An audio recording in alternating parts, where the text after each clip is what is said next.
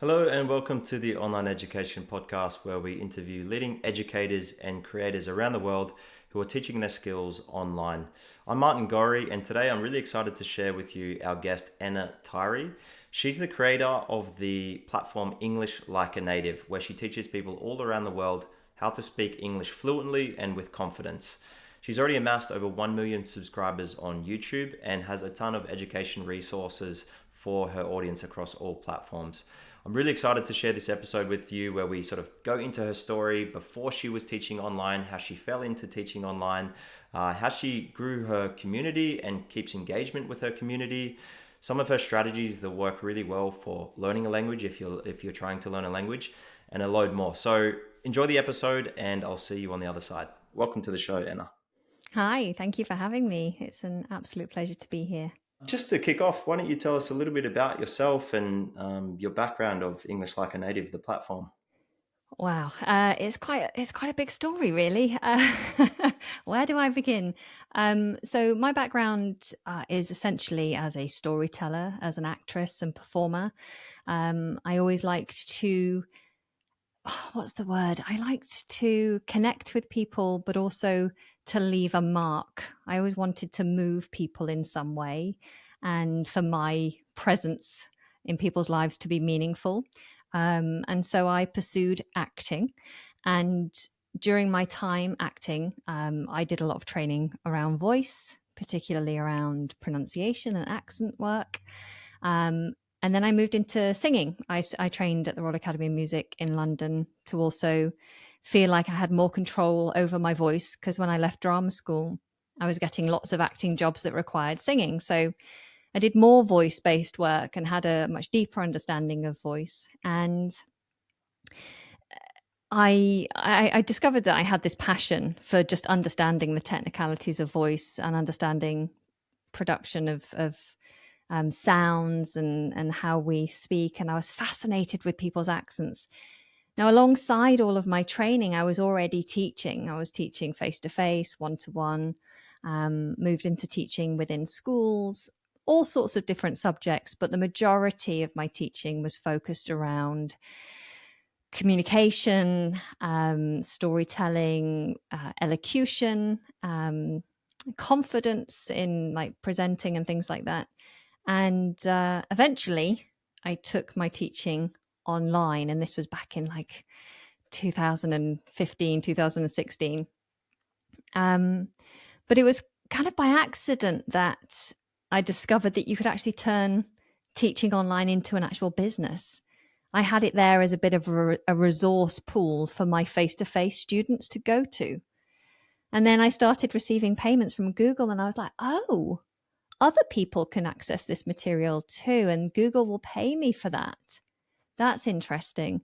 Now I could reach potentially a much greater audience rather than just those people who live within a few miles of my home.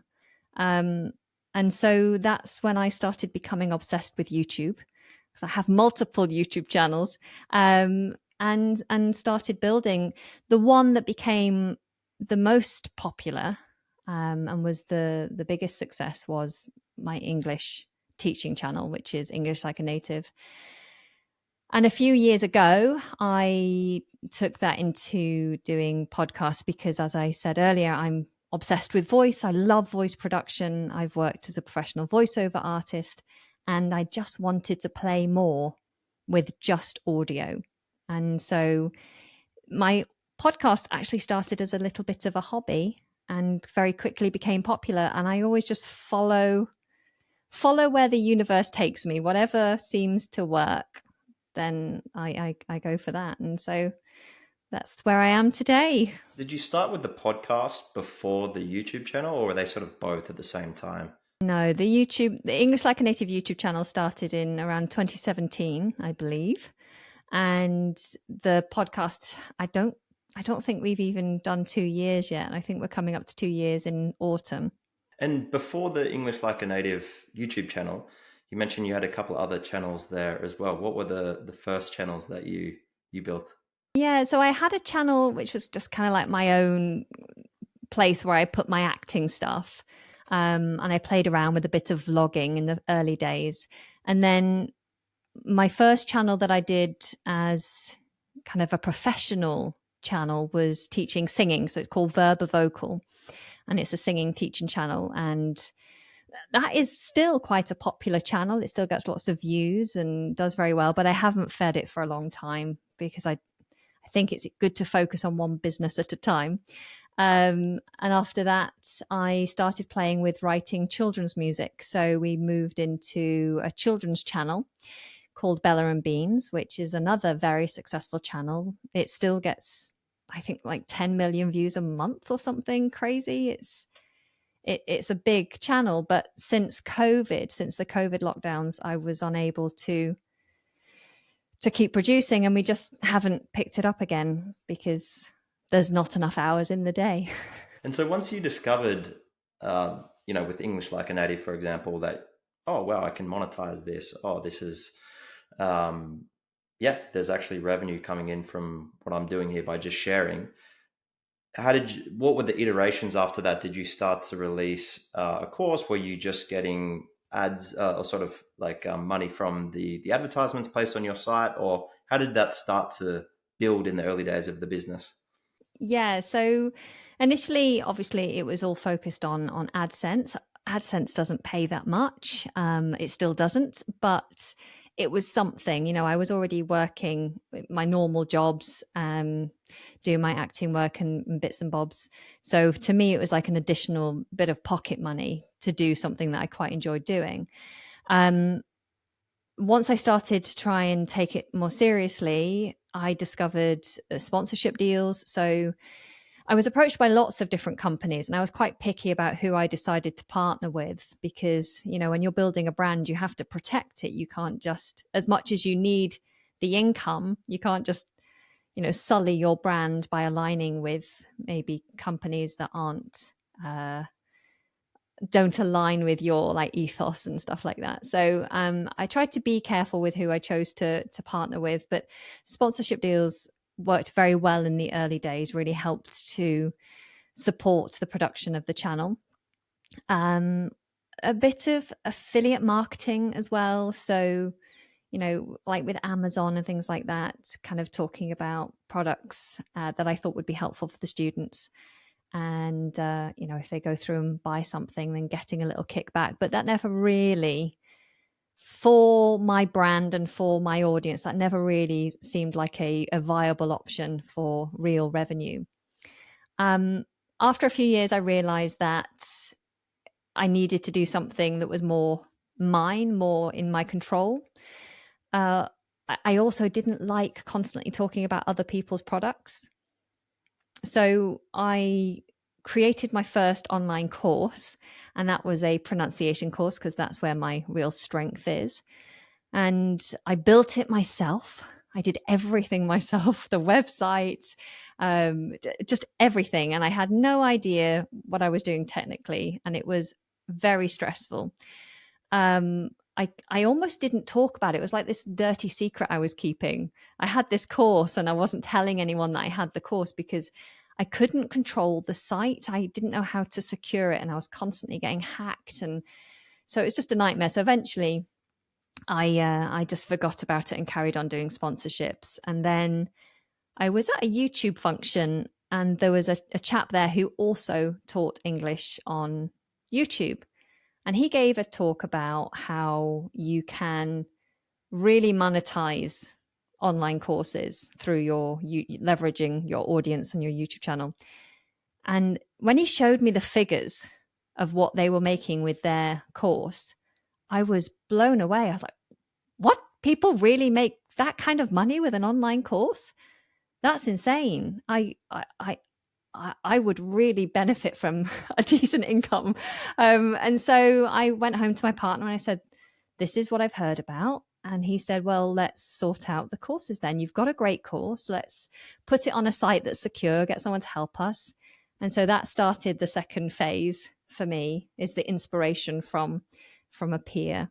And from there, we went into 2 years of content building for what is now our fluency program. So building a number of courses that will take someone from a kind of lower intermediate level of English through to fluency.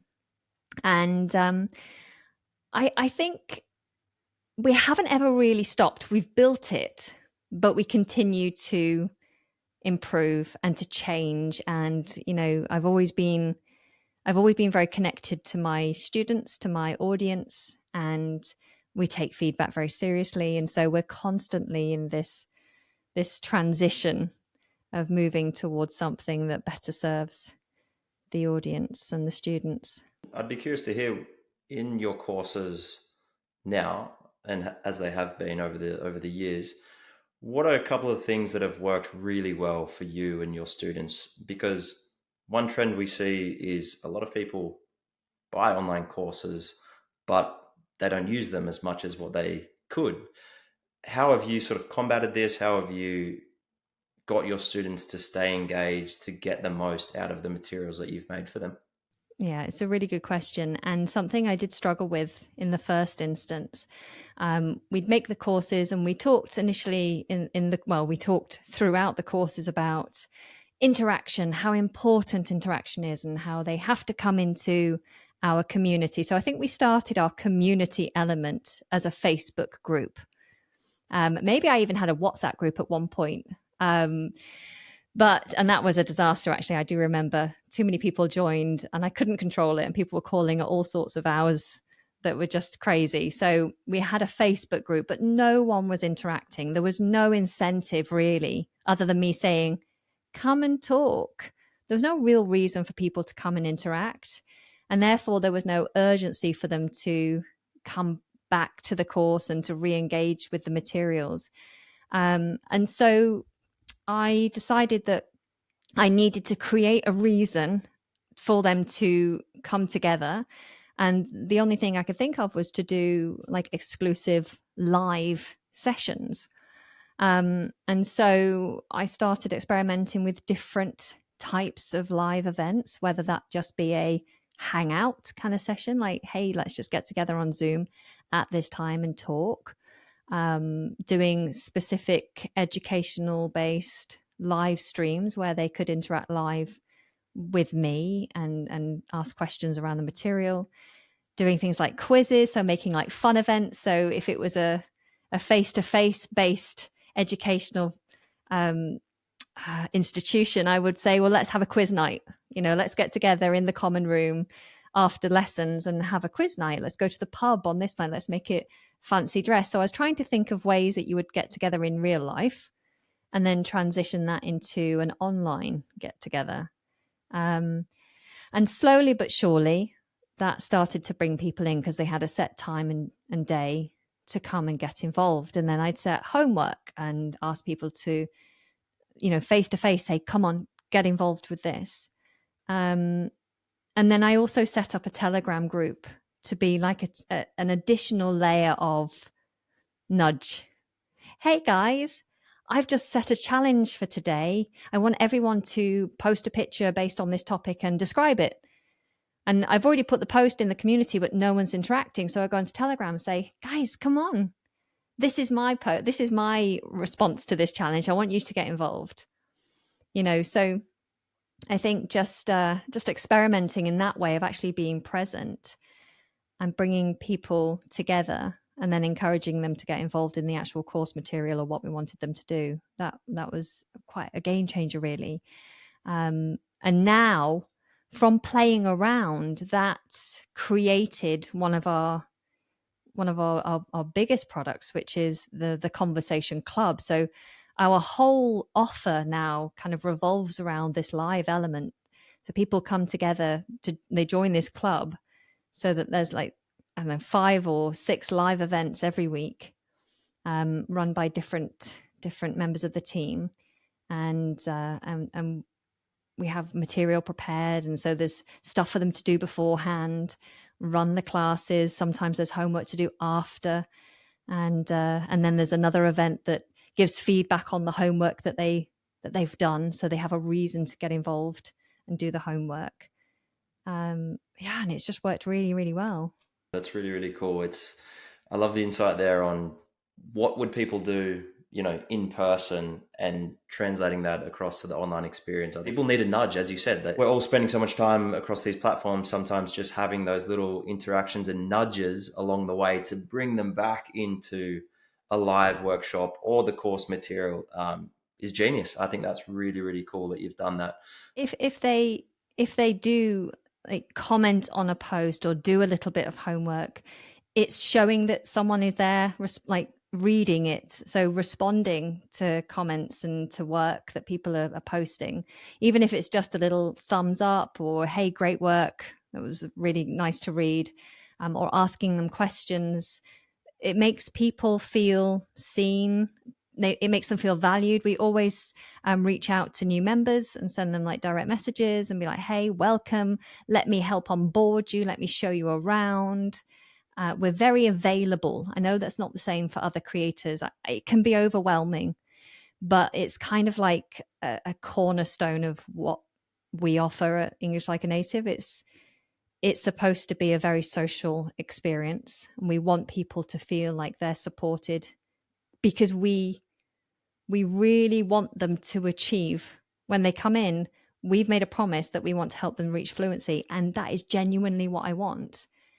I've added extra classes simply because a student says, I want to join your program, but I'm on the other side of the world and there's not enough classes for me in my time zone. And I say, okay, join and I'll add an extra class.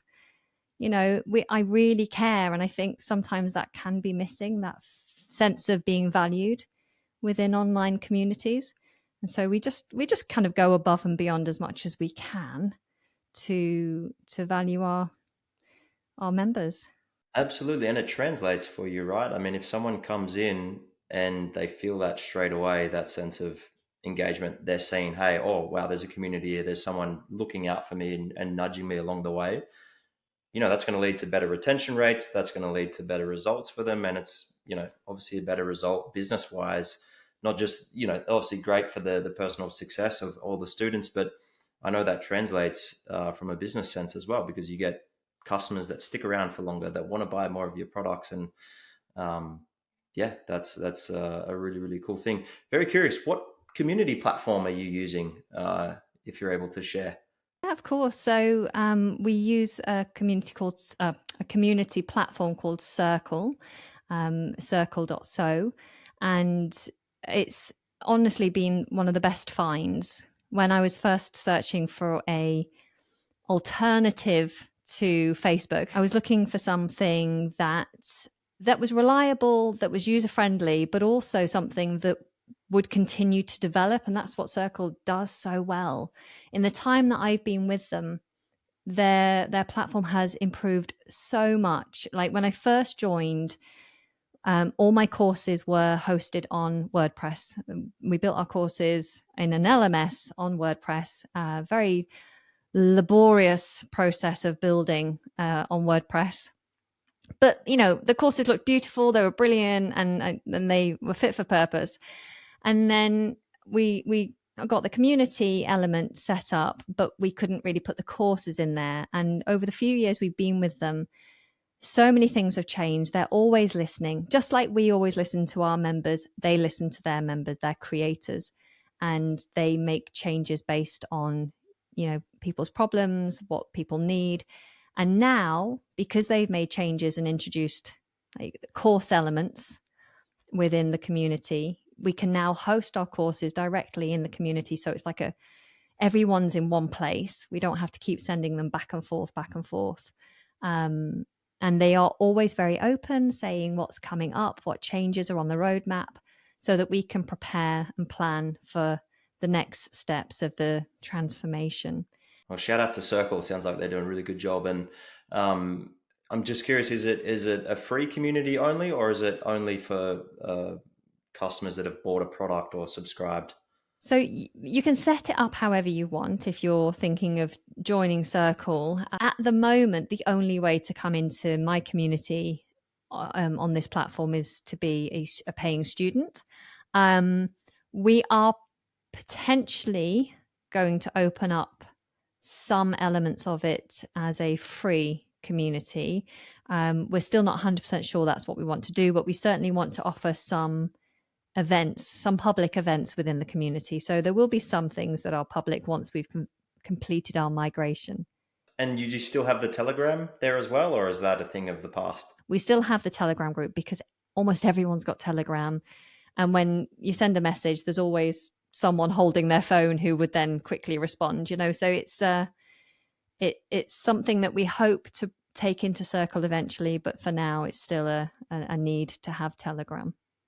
It's great exposure for you. I mean, I know it's difficult to get people into even a Facebook group, even all these community platforms, right? There's getting them over there is often the hardest part because we've seen those community groups where there's not much activity, and I know a lot of people out there with communities and online courses struggle with this aspect. They get people signed up, but getting them engaged in that community, regardless of what platform it is, it's hard. And sometimes that's why I really like the approach you've got there of the Telegram sort of nudge. Come over. Hey, we've got this workshop. Hey, we've got this post that we want you to engage on, or share it, join this challenge or quiz or whatever it is. I think it's fantastic. That's a really cool insight for anyone that's got a course and community out there. Yeah. I think it helps also just to have multiple ways to contact people. So we've had a number of times where the link hasn't worked for a live event, or the teacher that's running a live event has suddenly had technical issues moments before going live, their power has cut or something like that. And so the Telegram group works in two ways. It can be the students messaging me and the wider group saying, hey, I'm having trouble getting into this session today. Does anyone know what's going on?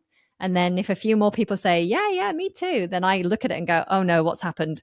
And so I can then jump in to save the day. Or if it's the other way around, if I know that there's a technical issue that's going to affect the students, then I can message them on Telegram and say, hey, if you're thinking of joining today's session, there's a bit of an issue, give us 5 minutes, we're going to sort it out. And so it's just a way to have, it's like you had the landline and the mobile, and it's just a different way to connect with people so that if there's a problem with one form of communication, you still have an option, and we also have them on a mailing list as well. So we can always send emails if we need to. Just shifting gears a little bit, would love to hear a little bit more about your approach as a language teacher, as someone myself who's tried to learn German, got to sort of close to an A2 level, but struggled and still do struggle with that. And now learning Portuguese since I live here in Lisbon, and still stumbling my way through that process as well. Tell us a little bit about your methodology. Yeah, absolutely. So I think many people feel like learning language should be like, like you're at school. You need to learn the rules. You need to learn the grammar rules. You need to learn all the parts and how they all fit together. And you need to sit and study the textbooks and then write them all out again and again and repeat them over and over again. But studies are showing more and more that this form of learning, it's not fun for a start, and it's not as effective as people once believed. Studies are showing that if you kind of learn by rote, if you do what's the word for it? Conscious learning. So when you sit down with a textbook and you say, I'm going to do some Portuguese today, I'm going to learn some Portuguese. And you sit down and you try to consciously learn something. In the short term, that will work. But after a few weeks, your brain usually has forgotten majority of what you learned during that period of conscious learning. Now, the best way to learn, and what studies are proving, is that acquisition, which is the way we learn when we're children, acquisition is the most effective way to learn. The problem with us as adults is we're quite impatient and we want to know that we're progressing. So we need to see results from the time that we're spending. And we also don't like to be in an uncomfortable situation. So we don't like not knowing what's being said. We don't like making mistakes. We don't like being in a situation where there's a conversation going on and we kind of get the gist, but we don't really know, and we think we know what to say, but we don't know if our tenses are right. Like, we just don't like to feel vulnerable. When children learn language, they don't have that concept of being vulnerable. My children are still making mistakes on like tenses or like irregular verbs. My son always says, I goed. When I go to school, when I went, and we correct him so many times, he doesn't care. He doesn't get upset or anxious then when he has to say it again in future. He just like, okay, when I went, and then makes the mistake again later, later in the day. What we have to do as adults is treat our learning like we do when we're children.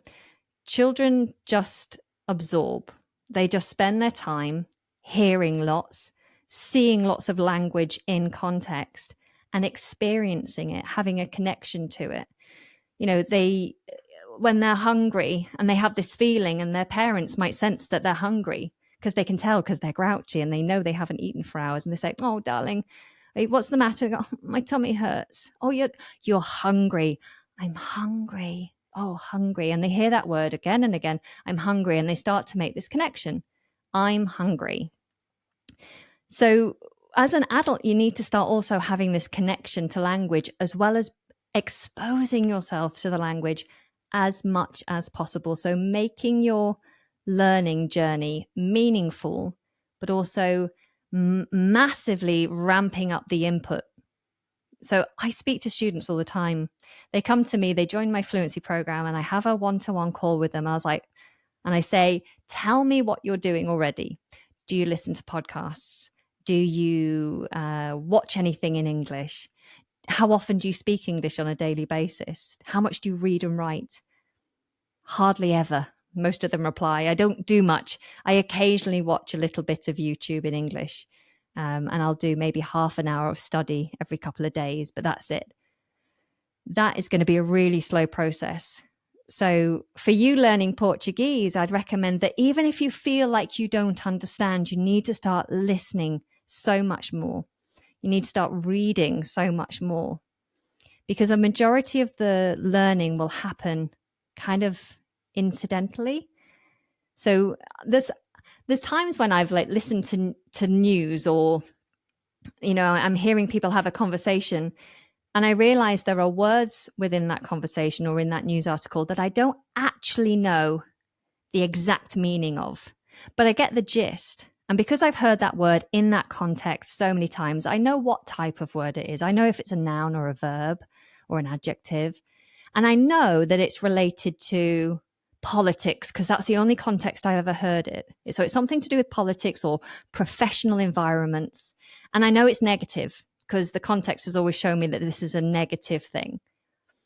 And so so we start to make these associations. Our brains are amazingly clever. They recognize patterns, and they can start to put things together. It can start to put things together for us. So we don't have to consciously learn everything. We just have to expose our brain enough for our brain to start doing a lot of the work. Obviously, when you first start out, you're going to have to work a little harder, do a bit more conscious learning some, general vocabulary. But the same stands if you are watching loads of TV programs, listening to music, really just getting immersed in the language, then you're going to pick up a lot more than if you're just doing a 1-hour class a week and nothing else. It's not a myth that the immersion does help, because I've heard that as well. Like, people said, "Oh, well, you've lived in Germany for 5 years. Why don't you speak fluent German?" Well, I lived in Berlin, which is an English hub, or an international hub, let's say. So I always, maybe just as an excuse, to say, well, yes, the immersion didn't it helped, but it wasn't enough to get me. I could have been doing a lot more, absolutely. But you're saying that immersion is in fact quite helpful. What I find is a lot of my students actually live here in the UK. Many of them have lived in the UK for years, and they come to me because they're not fluent and they're struggling. And when I dive deeper into their circumstances, it's normally that they've moved here with their family or their partner who speak their native language, and they maybe have a job where they're not interacting that much, or they're only interacting in a very narrow topic if you like there's only a small amount of vocabulary they need for their technical conversations, but outside of that they don't know how to have a normal conversation because they never do it. And when they go home, they speak with their family. Some of my students don't have a job. Their partner works, so they're on their own all day at home, not doing anything, not going anywhere. Their children go to school, have learned to be fluent in English, so their children help to do all the chat when they're out and about if they need it. And so despite being here for years, they are still isolated, only using their native language because they're not allowing themselves to come out of their comfort zone. And it happens everywhere. We find our group, expats all get together. You find it everywhere. Little groups of people from different parts of the world kind of find each other because it's easier. They feel like themselves when they can use their own language. But if you, even for a month or so, force yourself to go out and have those conversations, join classes, join clubs and groups, and make yourself go out and have the uncomfortable conversations in your broken way, you'll learn so much more than if you just hide away and say, well, I'm living in the country, I should know the language. But you're not going to. If you won't learn to swim if you don't take the armbands off and jump into the pool, you've got to do it. And do you have strategies to help your students overcome that discomfort, that anxiety that they get, or maybe the fear? Do you have some strategies to help them with that? So that's what our conversation club is all about. So our conversation clubs all are speaking sessions that revolve around a different topic. Every day is a different topic. And we always provide them with kind of the setup for the topic. So they have their pre-reading material with audios and vocabulary lists and everything they could need to think about this topic in English. And then they have their time to prepare and think about how they would answer the questions that we'll pose in the class. And then they come into a safe environment. So they're not being judged because they're with a group of strangers who all feel the same way as they do. Over time, actually, this group of students are no longer strangers to each other. Most of them become very familiar with each other. So we even have a couple who are best pals now. They lived in the same country. They started meeting up and now they're best buddies. And they're like, if it wasn't for English like a native, we never would have met each other. And so it starts to become just a familiar, safe space where people can, be whatever level they're at and it not be a problem. Many of my students are, high flyers. A lot of them are highly qualified professionals who feel very uncomfortable making themselves vulnerable or, not seeming like they're perfect in their professional environment. So with us, they don't have to have that. They're not trying to prove anything to us. We're not judging them or giving them a hard time. They are well supported. And so that's the strategy, basically. They have an opportunity, should they need it, to come and use those sessions to be themselves and get the practice they need. And then obviously, besides that, all the resources they need for actually taking their language a step further. This is good. This is good inspiration for me to also, push a bit harder on my own journey for learning another language. So this is really cool.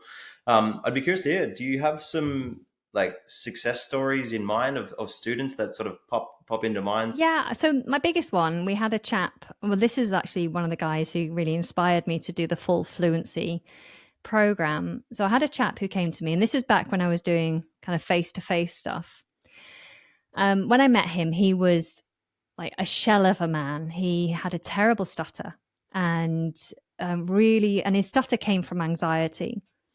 And he really struggled with life. So his mother had recently died, and his mother, I think, was kind of his world. He didn't have a job. He lived with his mother, so her passing was, absolutely devastating for him. He didn't have a girlfriend, despite being, a grown man. He was in his 30s when I met him. So never been romantic with anybody, didn't have any work or anything lined up, didn't have much in the way of experience because he hadn't worked for a very long time, felt like he was unable to communicate, so he couldn't even through the interview because he couldn't speak without stuttering, and didn't have much in the way of friends either. So I was like, how am I going to help this guy? But I really want to help him because he was such a sweet man. And we worked together for quite a long time. Mostly focused on like communication skills, confidence, again, just giving him a safe space to open up, to be himself, to take his time, to not feel that anxiety that makes us just close down. So when we're anxious, our brain, we go into a different mode. When we have adrenaline run through our body, we're set up to fight or flight. We're set up to use our body to the best of its ability, but our brain goes on to survival mode. That doesn't help us to recall vocabulary or to be our fluent self. And so it was just about providing him a supportive and safe environment to learn and get the practice he needed, and then slowly kind of coax him towards applying for a few jobs, helping him with the kind of cover letter, the CV, that kind of stuff. And then one day we get the great news that he's got an interview, but they said it's a telephone interview. And I'm like, oh my goodness me, that's like even more, scary than a face-to-face interview. Doing it on the telephone where you're only relying on what you hear and trying to give clear, concise answers. But he did fantastically and he got the job. The job led to him getting friends. And then not long after that, I saw him again and he was engaged. And I was like, well, that's, you can't get a bigger transformation than that. I got a man who was broken. And by the end of our time together, which in fairness was a good year or so, he'd completely turned his life around. He was a completely different man. He still had an occasional stutter. It was like a bit of a habit, but it wasn't holding him back. And he was able to enjoy his life. So that's my biggest success story. Outside of that, we've had students who come in at the kind of lower intermediate level with huge anxiety issues, very hard on themselves, no confidence in their ability, having studied the language for years and years and years, feel like they're stuck. And there's one lady who not long ago passed her C2 level in English, which is like the highest level of the CEFR levels, and then decided, actually, I'm going to become an English teacher. So she went from not believing she was ever going to be fluent to now teaching the language herself. And we have a few like that who have gone on to become teachers, even though that wasn't their original plan. And so I always find that very rewarding. As someone that's lived abroad in a couple of different countries, I understand, it's really powerful work what you're doing, because you're essentially giving someone a toolkit to not only just speak better, but all the doors that opens for them in terms of the relationships and work and quality of life. Like it's fundamental to be able to communicate. And I've felt it when, I've been limited in the past and still feel that in some ways.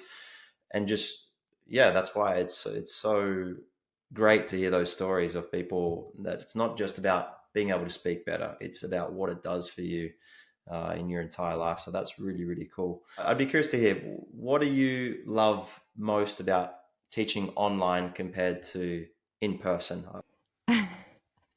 um, so the first thing that I'm laughing because the first thing I think about is that I don't have to clean the house. When I used to teach face to face, when I was private teaching, like one-to-one, I would have students come to a room in my home.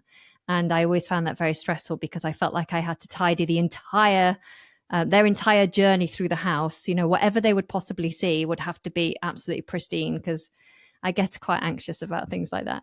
And now when I'm teaching online, I don't need to worry about that. The background looks great. Background is sorted. The rest looks absolute tip. I love teaching online because of how many people you can reach and where they are in the world. Like if I didn't teach online, I wouldn't be able to reach many of the people that I, really adore helping. So many of my students are so fantastic. And I feel like we're making a real difference in their lives, which is so rewarding for me. I wouldn't be able to do that if we didn't have the internet. I love how easy like the internet makes things, like creating materials. In the past, it was like, write things out, print things off, create things that, get your tape players and get your music and record things on your cassette tapes and play them back and have your projectors. And it was so tech heavy. And these days, obviously, everything's much faster and more efficient. And I love the accessibility of the internet. Um, there is something lost, though. Especially when it comes to teaching voice, so teaching pronunciation and things like presenting. So doing presenting skills, confidence in presenting, and like breathing and projection, that kind of work. You really need to be in a room with someone to fully get to get a feel for how they're holding their bodies and how well they're projecting, to see what they're doing technically with their voice and their breath. It's very hard when you can only see like head and shoulders to see whether they're using their diaphragm. Are they releasing their stomach muscles? Are they holding good posture? So I miss that opportunity to physically be in the room with someone.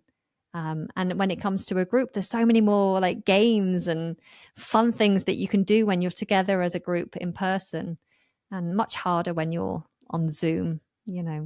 Have you thought about trying to host any sort of in-person workshops, events?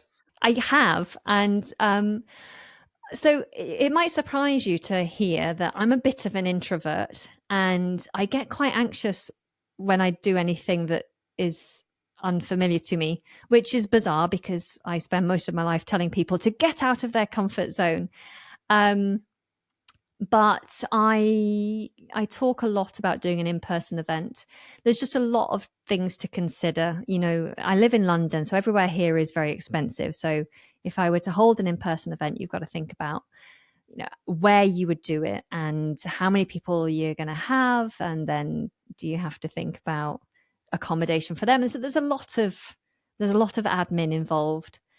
um I would like to do it at some point, but maybe when I can um, have someone help me, someone who's good at event planning, so that I don't have to take the burden and the stress of planning the event. I can just plan the actual education part rather than the logistical part.